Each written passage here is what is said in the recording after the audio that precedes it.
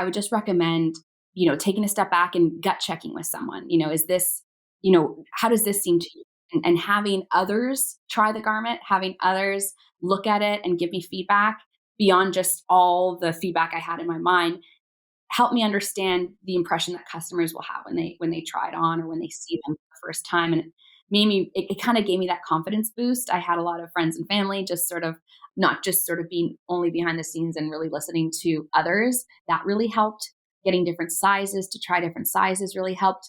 But some great feedback that he then also shared was, because they're made in Canada, we can we can tweak the pattern once we get feedback from customers. So get it out in the wild, hear what customers are saying, gift a few if you need to, and that's how we're going to really know because I'm not an expert, and that advice was very valuable because that led all the new styles was customer feedback.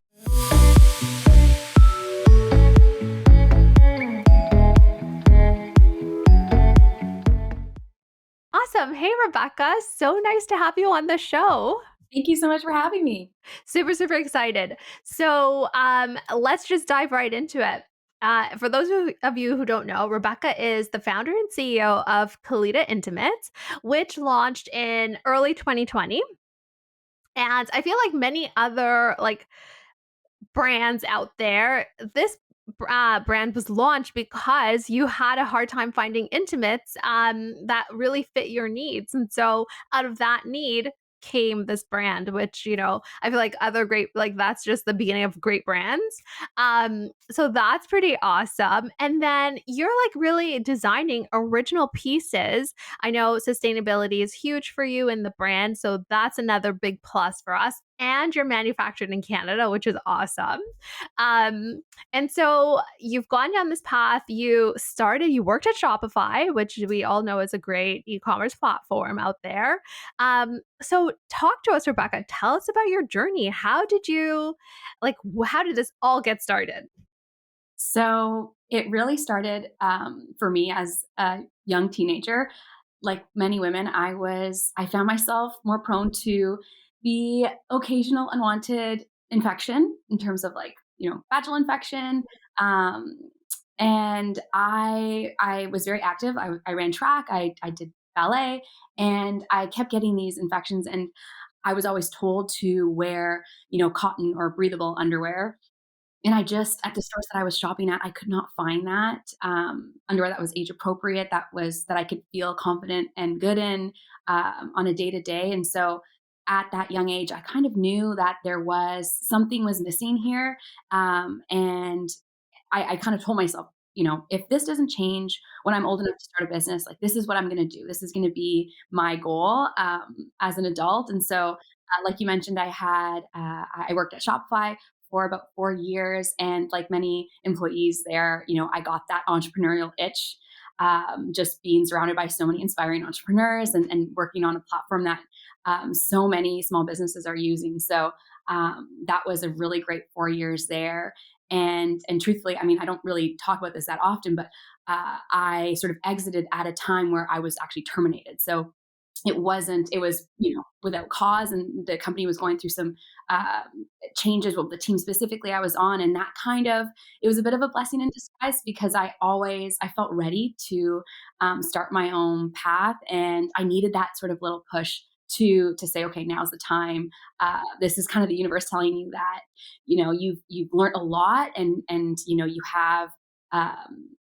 like, not everyone has that sort of entrepreneurial, itch, and it was there for me. So that was sort of, a blessing in disguise. And to this day, I'm using the platform, and I'm so grateful for everything I've learned there. But in some cases, and a lot of entrepreneurs that I've talked to, being terminated or let go from their job, their 9 to 5, was really what forced them to get into that path. And so I think it's something great to talk about too, because it's scary to dive into your own thing and to sort of all your eggs in one basket and sort of take that leap, especially um, you know I had bills to pay and like that kind of thing. So anyways, that was sort of what started the business, and really had me prioritize the business, and sort of tell myself that this was the time to dive in.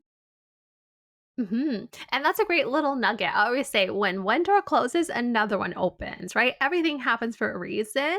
And, the premise of this podcast is really like pick yourself up, dust yourself off, and keep going because there are going to be bumps in the road. Things will happen, but you can't wallow in that, place. You got to like just keep going. Otherwise, you'll just be in this negative space and nothing will happen.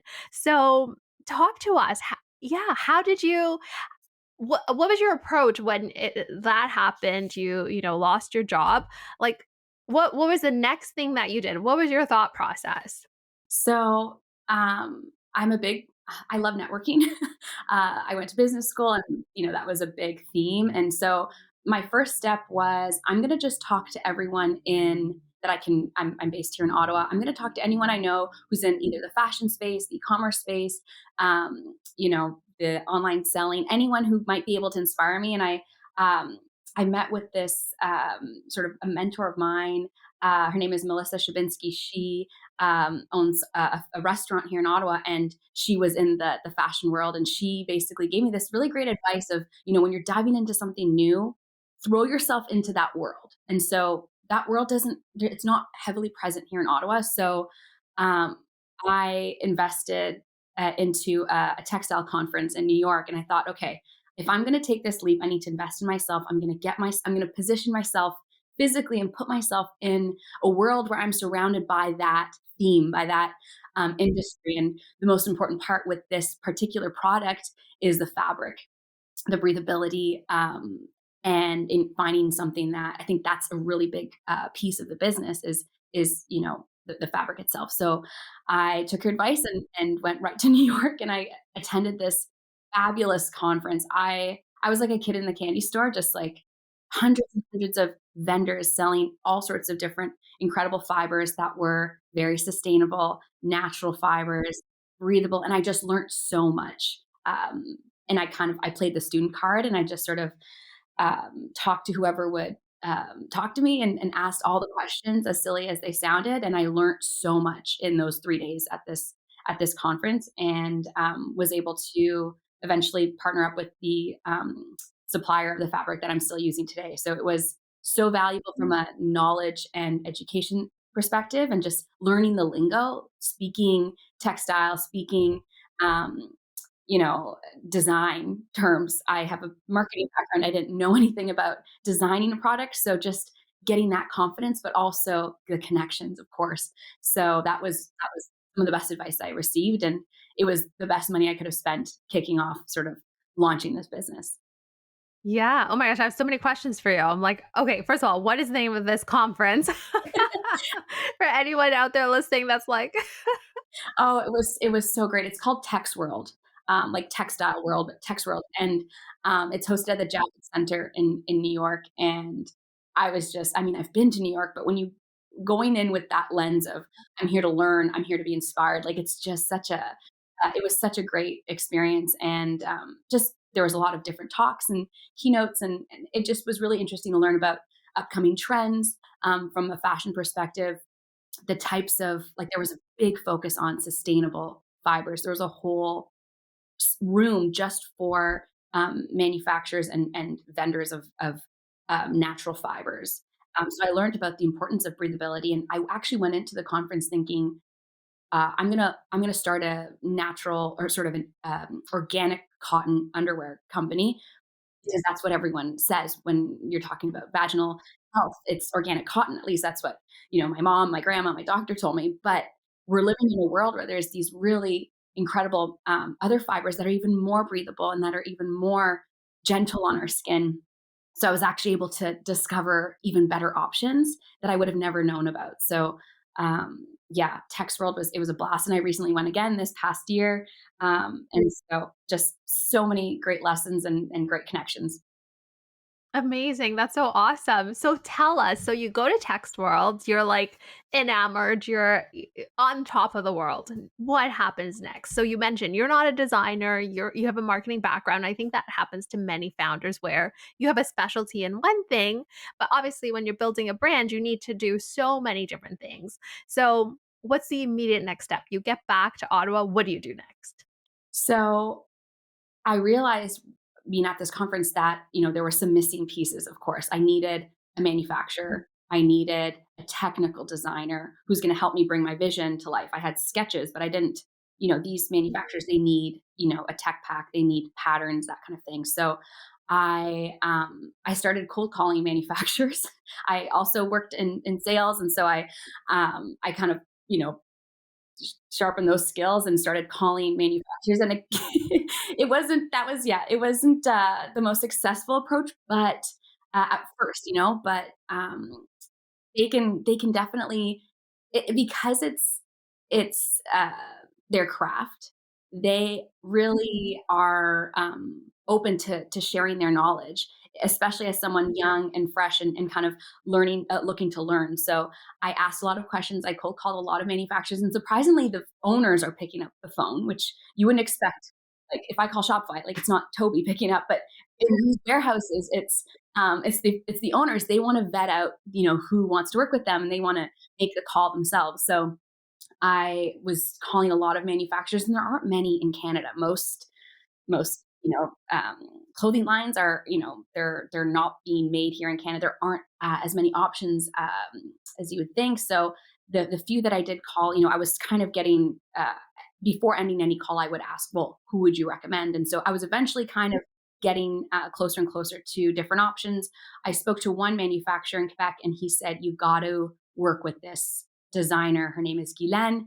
She does a lot. She brings a lot of clients to us, and she specializes in bathing swimwear and intimates." So right away, I was like, "I need this girl."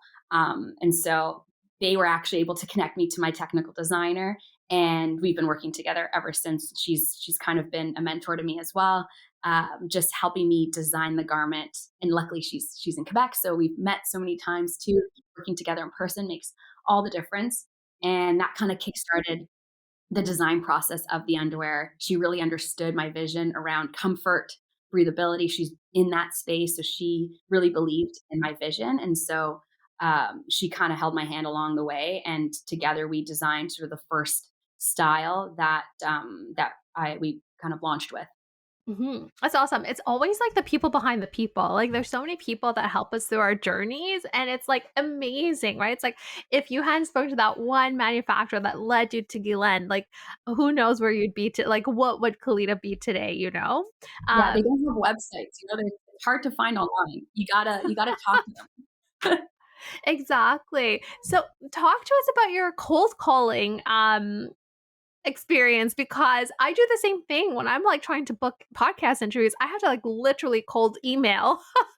So I'm cold emailing people and it's a struggle. Like you got to throw a lot of mud at the wall before something sticks. So talk to us about your strategy around that. Given that you're in sales, I'm not a salesperson at all. It's not my favorite thing. So tell us, give us some tips.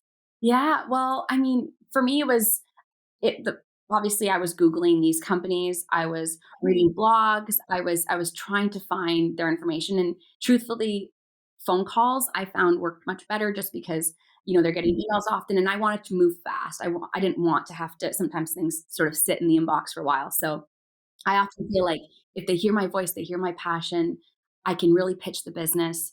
I'm going to they're going to be a little bit more invested in me right off the bat. So that was kind of the process. I'd introduce myself.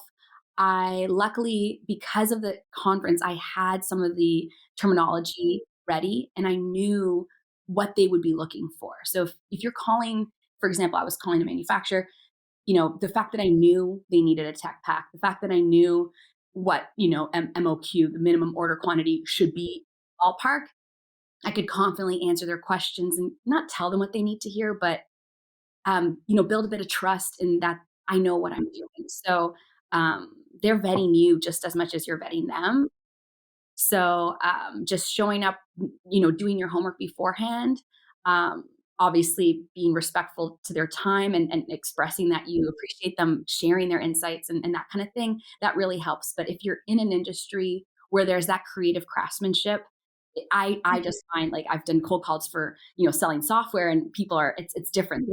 When you're in sort of this world of creativity, you know, people are a little bit more willing to hear your story and your vision. So I think just showing up with passion is definitely key, and really sharing your story beyond just the product and how it's going to sell. Like, you know, talking to a grown man about, my issues with, vaginal health, like, that's, they believed in my vision. It's just, I'm not just another brand trying to, make a buck. So Yeah, no, I love that. That's awesome. So, what year was it that you went to the conference? it Like, was what time was this? 2019, 2019. So 2019. Okay, so you went to the conference, you came back, you started calling manufacturers, you got connected with a designer. What happens next? And what does that timeline look like for you? Because you said you're moving fast, so I love that. Yeah, it was fast, especially because, I wasn't making any money, so I kinda had to, but, yeah, I this whole period of, getting terminated to launching the business was about a year and a half. So in that was sort of the conference, building out or being connected to Giren, her connecting me to her favorite manufacturer because she has all the connections. So I was able to work with a really great manufacturer in Quebec that their attention to detail. I mean, with underwear, we're washing them so frequently. It's our most intimate garment. Like, it's very important that they're made well. And so she connected me to a manufacturer. I was kind of already vetted because she brought me in, so that definitely helped that process. And then there was a good maybe 5 months of sample making. So she would create the first pattern, the manufacturer would create a sample in a size medium, and I couldn't afford a fit model, which is essentially a model that tries on the garment and tells you if it fits right as a universal size medium. I wear a size medium, so I was just trying them on. Now looking back, that's not ideal because I didn't know what I was doing, but we went back and forth. On average, they say back and forth from samples. I give feedback, they create a new sample. Usually on average, it's about 4 to 5 times, but I was so set on this first pair being perfect. I think we went back and forth maybe 10 times, and I remember Giren just being like, "Don't you wanna launch your business? Like, we gotta go." So eventually, and it was a more complex design. It's sort of that cross V front design. I really flattering and beautiful on. So we ended up finally coming to this perfect product that we eventually launched at the end of 2020. Yeah, at the end of 2020. That was sort of the launch, and it was, definitely kept getting delayed as many businesses have experienced. You set a goal, but things get pushed back, especially, around the holidays. Manufacturers are quite busy. So that was and it was a really fun launch. And it was one product, but it was really exciting to kind of finally have the business up and running.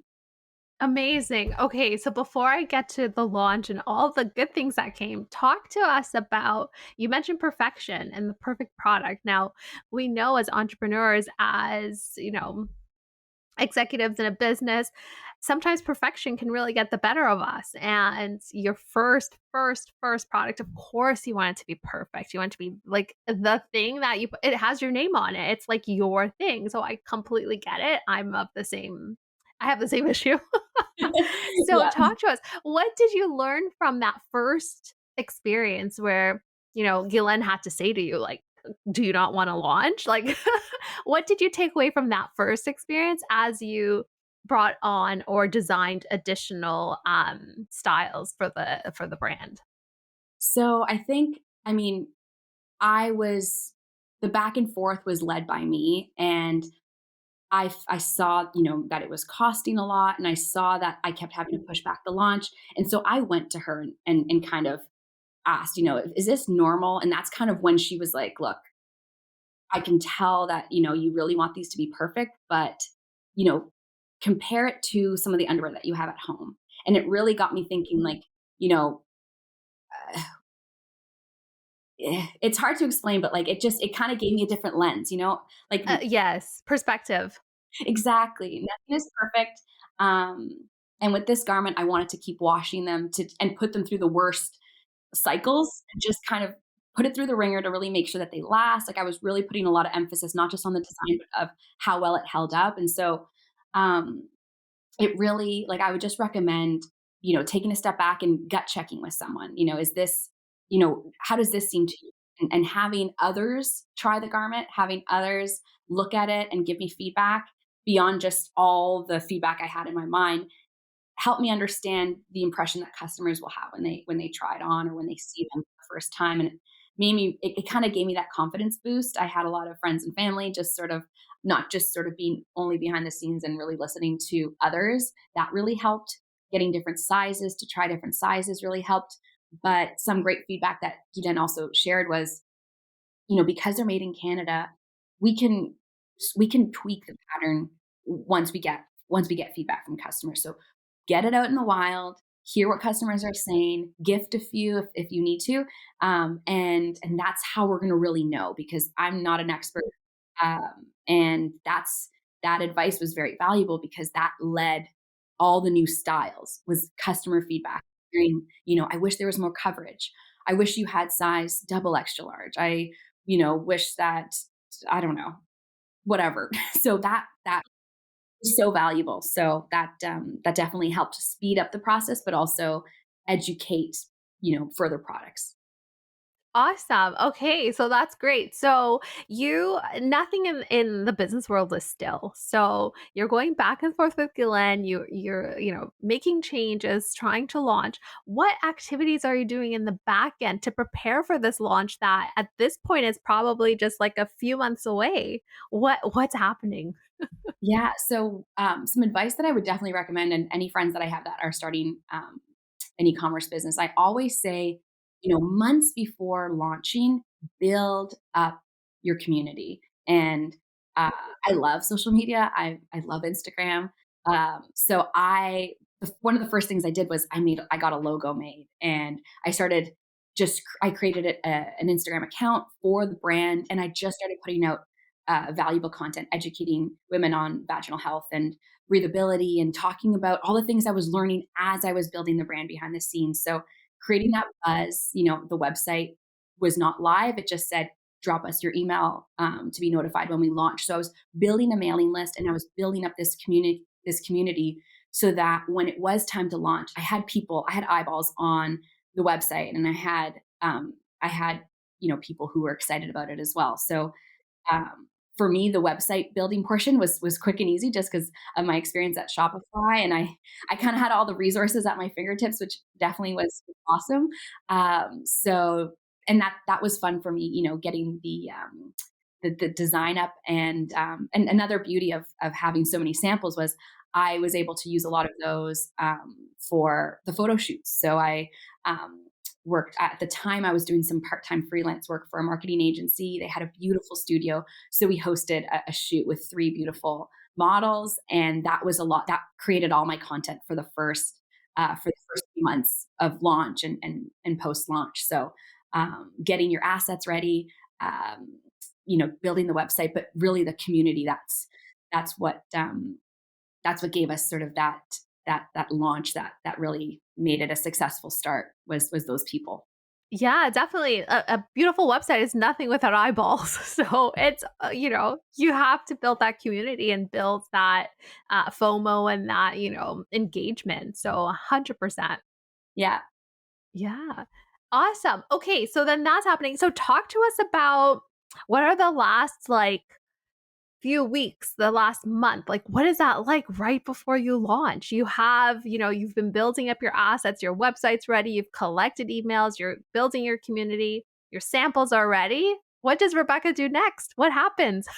So, I mean, the whole business was run out of this is our spare bedroom. This is where I carry out all the inventory.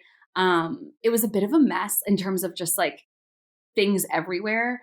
Um, as soon as you put out a date to the world, you really want to stand by that date. Like I had pushed back the launch date in my mind, but as soon as I started announcing this countdown, there's no going back at that point. So I was definitely very nervous, but yeah, it was just really exciting. I had no idea what to expect, and I didn't want to set my expectations too high because I've heard of so many small businesses, where they launch and they see a spike and then things just drop. Like that's kind of very normal. So I try not to get overly excited, but it was nerve wracking. I was not comfortable on camera, so I wasn't really sure how to introduce myself to as the founder behind the brand. So there's a lot of uncertainty around what's going to happen next.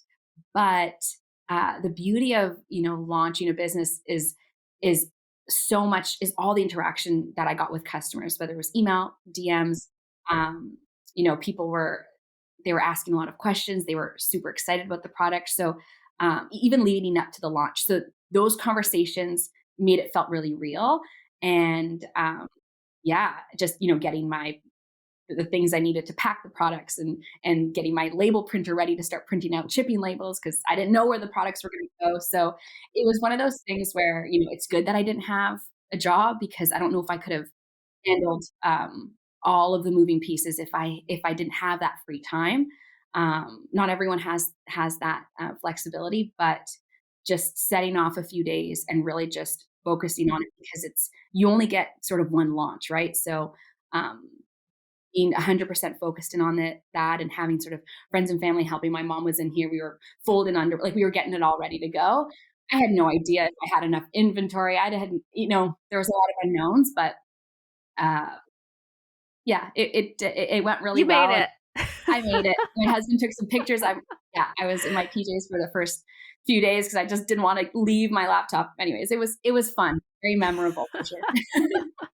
Awesome. Oh, that sounds like fun. That sounds like a blast. And definitely like super inspiring. And you see that all the time, right? You see like women in their sitting at their dining room tables or just sitting on the floor, like getting things ready because they just launched. And that feeling I feel is so exhilarating. It just keeps you going. And like you said, you were building these relationships with people before the launch. So like I feel like that just fuels you even more to like get this thing going, right? For sure, and having women who can relate to my story, um, there's something about, as soon as you break down that barrier of we're talking about underwear, I just find the community is so much more open and honest. Like I've had customers send me pictures of their kids or them during their pregnancy wearing the garments or, just like explaining their struggles with their vaginal health, menopause, postpartum, all these things that I have not yet experienced, but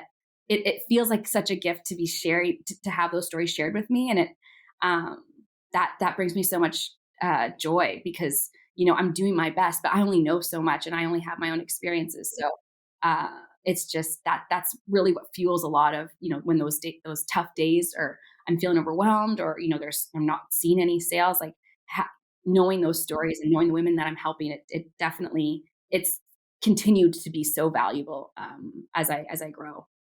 Yeah, definitely. And I was going to say, it's like, it's not the most comfortable conversation to have. It's not the most comfortable product to talk about, right? So the marketing piece is slightly different. Like the way you approach your customers will be different. Like it's a very different, it's different in the way that you would speak to customers. So like you said, just breaks down those barriers, which, again, gives you that sense of like I'm making a difference, right? There is an impact that you're having that really drives you on those days where you're like, oh, it's not a great day, but you have these inspiring women that you can draw inspiration from.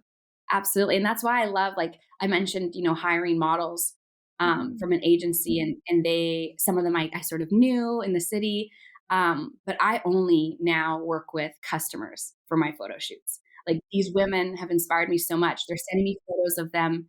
They're writing reviews in their underwear. Like, a lot of them are I had a friend who she went on a trip to Mexico, and she's like, like, I'm gonna take a picture in them for like, it was a first for her, and not everyone's comfortable doing that, and if it's not for you, like, don't feel like you need to, but, they're kind of stepping beyond their comfort zone to do something that's a little bit more risky to, like, you know, make it so that other women are more comfortable talking about this type of thing, or just knowing how they feel confident in just their underwear, So, um, that's been really cool to see, and like I said, I'm only working with customers now because they are glowing in the product. Like, you can't pay a model to have that glow like your customers do in the product, and truthfully, from, like, a data perspective, like, those images convert better.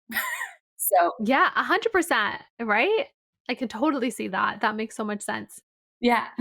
Exactly, exactly, and then that like, it's a whole loop because not only are they, like, involved in your campaigns, but then there's the feedback aspect, there's, quality control, there's, like, all these things, fitware tests, like, there's so many things that they play into that just, like, kind of, like, spins off of that, so Totally. It's just the relationship keeps growing, and I get to meet with them, and, we had our shoot last holiday season, there was, like I did a casting call, and there was over 50 women who were like, I'll come do the photo shoot, you don't need to pay me," and I ended up going with 10 'cause there's only so much room, but just to say that was so cool, and that was kind of a fluke, so yeah. No, that's awesome, that's great. Well, we can't wait to see your holiday campaign this year. I'm sure it'll be amazing. A and, like, speaking of holiday, like, we're at that time of year where if you're not thinking of a holiday, God bless you. yeah, Like it's been this, like, weight on my shoulder, like, November, December, like, it's approaching, and for a lot of e-commerce businesses, it's people start planning in the summer, like, it's wild, but it's such a big opportunity, and it's November Black Friday, you've got the holidays, it's just such a yeah, my best sales months are always at the end of the year, and so every year I try to leverage that as much as I can, so, yeah, it's exciting, but a lot of work for sure. definitely, which is like that's a great segue. I love that because part of the episode that I want to get to is preparing for holiday. You have not only do you have your own brand, but you are a Shopify alum. So you have a lot of great experience. You worked there for 4 years. You've seen the ins and outs of a D2C business or e-commerce brand. So talk to us about how can we get or how can we help our listeners get ready for the holiday? What can they do for their Shopify site to really prepare for what is about to come? With so much uncertainty in the world today around like, is there a recession? Are we in a recession? What is happening there? And just like uncertainty with, consumer spending. Mhm. How can we best prepare for what is to come, even though we're unsure in today's market? Totally, and, something that I heard at this past Texworld that I attended, there was this great talk about Mhm. exactly that, what to expect for the holidays, and one of the speakers said, "Don't expect this holiday season don't expect to surpass your sales from last year. If you like, shoot for the same," because and I mean, that kind of made me nervous because I set these very aggressive goals, but just to say, uh it's going to be another really great, few months of sales, but that was the advice they shared. I don't know if that's true, and I really hope that all those with small businesses exceed their expectations, but that was kind of the ballpark that they gave us, which I thought was interesting. But in terms of preparing for that time of year, so for me, I'm a bit of a last minute person, and I tend to really drag out sales and, I work best under that type of pressure, but, it's not ideal for the holidays. Really try to plan your sales ahead of time, even just, knowing the dates. Okay, knowing what the sale's gonna be, make sure that your margins can handle that type of promotion, but really just plan when that's gonna launch, and so that you can kind of see it, from, like, a high level, and then kind of work backwards. So once you've got those dates in your calendar and you know the promotions, whether it's Black Friday, Cyber Monday, whether it's a holiday special, just plan ahead because it really makes a difference. Last year was my first year kind of really planning ahead, and it gave me the chance to introduce, a red underwear, and it gave me the chance to kind of really think about what people might like. And so we introduced these red boy shorts, and they sold really well. And so it just gives you the chance to plan ahead and to kind of build a little bit of hype. I typically see one rule of thumb too that I've heard, at least with some of the manufacturers, is to start introducing the holiday collection in October. So it really because it gives you a chance to remind customers about it. Some people like to buy their holiday things, over Black Friday weekend. So, having it ready and just getting it in their mind, right? So October being kind of that sweet spot of when you really start to roll things out. But in terms of on your Shopify store, I recently started working with this really great, I wrote her name down, Chris Daria. She is a social media email marketing expert, and she really helped me understand the importance of email marketing when it comes to running these campaigns. About 35% of my sales all come from email marketing. So the mailing list, like I never, I'm a like I said, I love Instagram. I'm on TikTok. Like, I'm a big fan of social media because I'm a techie and I'm such a user. But um, nothing converts better like email marketing, and she's helped me ever since working with her. There's this whole untapped opportunity in email marketing that I hadn't really experienced, and yeah, it's been so valuable, and so, creating these flows that can nurture your customers, or, before they're a customer, so that be sort of your welcome flow. If someone signs up to your mailing list, but they haven't purchased yet, like feeding them really valuable information around your story, your product, customer story. Like it's just there's so much incredible content, and like not everyone has Instagram. So if they're signing up for your mailing list, and they've got a minute to read this really cool success story, or learn about you as a founder, that has been so valuable. Just my welcome flow and converting them to their first purchase. Because if you've got a good product, once they've made their first purchase, they're in, Exactly. They'll and keep then they'll coming love you. back. Exactly. So, Exactly. yeah, the email marketing piece, you know, I had a few flows going. I had a abandoned cart email that went out. I didn't have much going on, but with a product like mine, and a story where you can really connect with the customer, really good, a really good email campaign, and various flows, whether post purchase, welcome flow, those are very valuable. So my recommendation leading up to the holidays is, lock in all those emails so that you can let it run and people are being taken care of in the background. Exactly. No, definitely, I know. My head's, like, shaking, like, frantically because 'cause I'm like, "You're speaking my language 100%." Like, it's insane. Email marketing, like, that's Ah, so I've converted. I agree. I was it was one of those things that seemed so scary and so big to tackle. I'm like, "This is for another day." But as soon as I dove in and I saw, just learning about how often you can reach out to customers, and, that sweet spot between not being too much, um, but not kinda leaving them hanging. So there's just so much to learn in that space.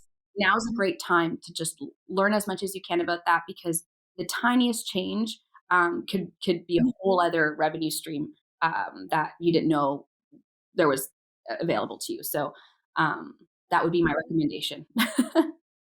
Oh, thank you, 100%. 100%.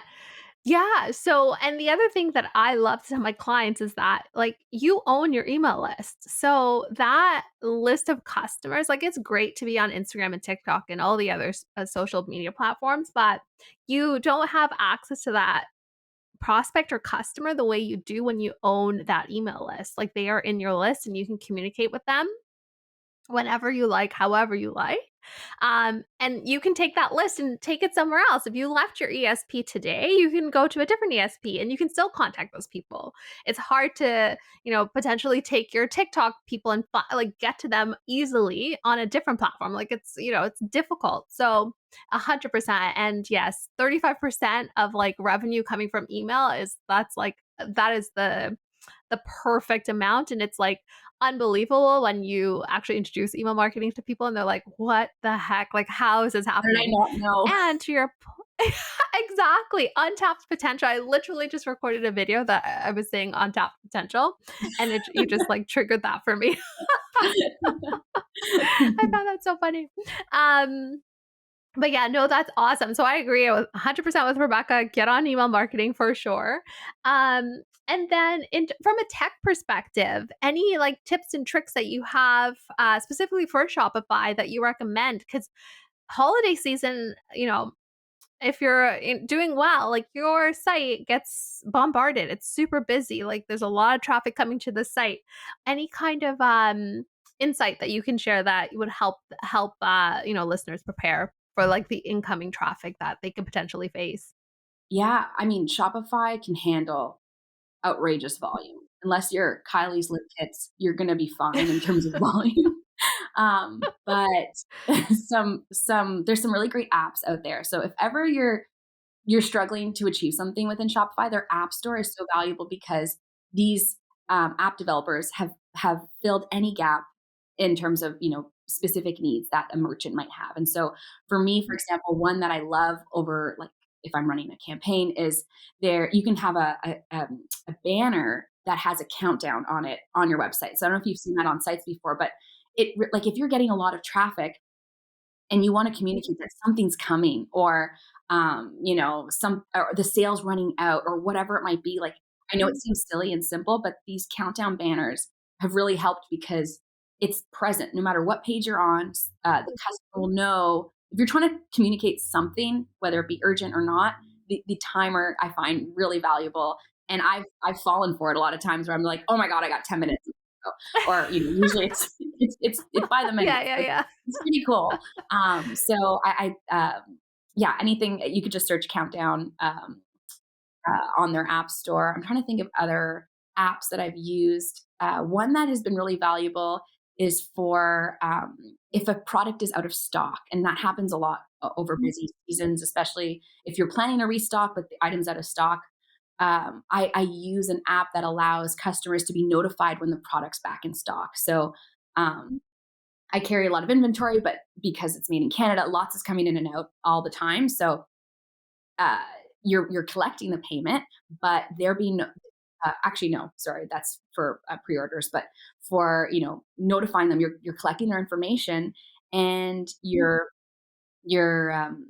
yeah, you're able to tell them as soon as that product's back in stock. So you're not missing it. Like how many times have you been to a website and you're like, it's out of stock. I'm just gonna go somewhere You else. just forget about it. Exactly. Exactly. So the out of stock option is great. You're grabbing their info and you're not losing that potential customer.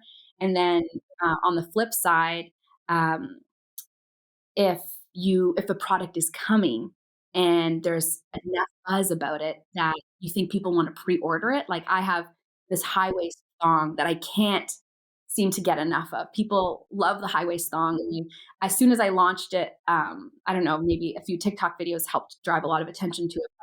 I cannot get enough. And so there's this whole wait list now that I have of people who want to pre-order them. So they're in production. I'm going to put in my shop, in my website, the option to pre-order it so that I'm collecting payment. It's allowing me to fund restocking Yes, to the go product. Exactly. And then they know that they've got dibs. And with underwear, people don't mind you're waiting. right, but So still. yeah, we want our points. Yeah. Exactly, right? Exactly. I love that. And you know what I love about those strategies? So the countdown clock, also valuable in email. So including a countdown clock in your email campaigns really helps drive additional conversion. So yeah, so something to think about.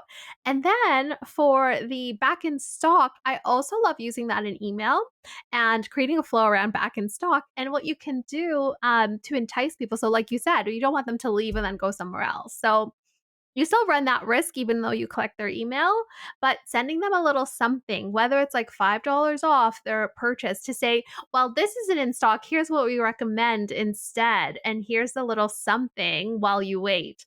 And that works really, really well. And it's fun. So people love that. So Keeping them yeah. engaged and excited about the product Ex- and yeah, and in maybe your they just ecosystem. totally, totally. Yeah. Oh, I like Yeah. So yeah. So a few little tricks there. So that'll be good for your email. that. Awesome.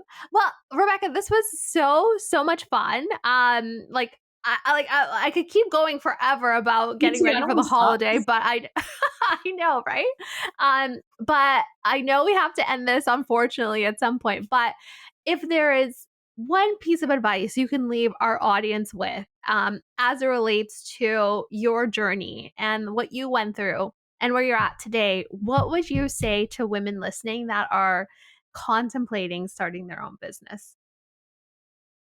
Great question.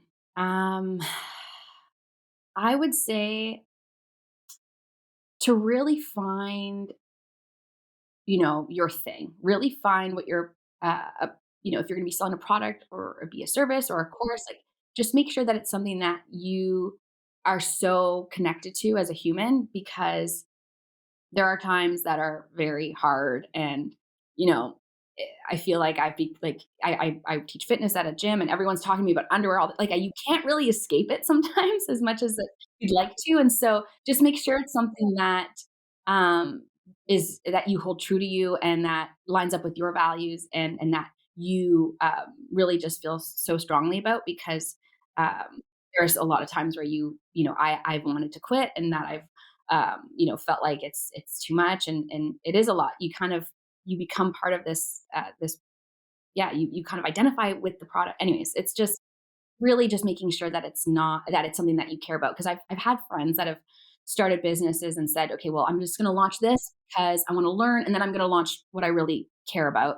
Don't do that. Launch, like, take the time. This was a year and a half before launching the product. Like, it takes a while, but that time is so important. And take it, even if that's just figuring out the product, figuring out what it is that you want to spend your time doing, because it becomes your life's work. And that really has to be something that you connect to on a personal level. And it helps, because when I post content, when I'm sharing my story, like, you can really people resonate with something that they can tell is very true to you. So I might sound like a broken record just because it's sort of obvious, but yeah, I've been given that advice, and there's so many moments where I'm like, thank God this is something that I really care about, and that ties back to me as a young girl, because it's tough at times. So Definitely, for sure. I know, I feel like you're, like, trying not to say the thing that is so cliche, which is, like, fine, do something you're passionate about, which is what we hear all the time, so you're trying to find a different way to say it, which I love, but I totally get it, because 'cause you're in this day in, day out, like, you live and breathe this, and like you said, maybe it's at times when you really don't want to, but it just happens because it's just so natural. And so having that affinity to that, whatever product it is you're bringing to market or service, you really have to love it, and breathe and live it. So I totally, totally get it. Awesome. Okay, so before we go, Rebecca, last question I ask everyone. Tell us. So the podcast is called Born to Be. Tell us what you were born to be. ooh, oh my gosh. Um,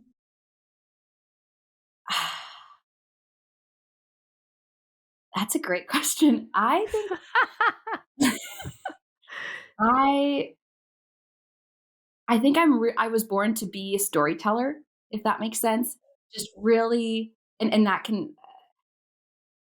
that can apply to a lot of different things besides just sort of the business. But being able to, um, I'm really good at being a bit of a chameleon, and speaking to people, and connecting with them. And so, uh, sharing my story and inspiring others through storytelling, I think, is something that is a skill, and that it kind of feels like I was born to do that. So I know that doesn't totally tie in with the business entirely, but I think whether it be, trying to sell yourself to a manufacturer, or pitch your story in some way, or hear someone's story and resonate with it, like that storytelling piece for me is kind of that feels like me as a human, and that's sort of unique to me. So yeah, I'll say storyteller. Well, I love that because you did a great job telling your story today. So 100% you got that right. I agree with you. So, Rebecca, thank you so much for sharing your story with us today. I am sure that this is going to inspire someone out there listening to really take the leap and do what it is that they want to do, and really find the passion that is, that they are dreaming about. So, I definitely appreciate you being on today, and thank you so much. We really appreciate it. This was fun. Thank you. Awesome. Take care. We'll chat soon. Bye.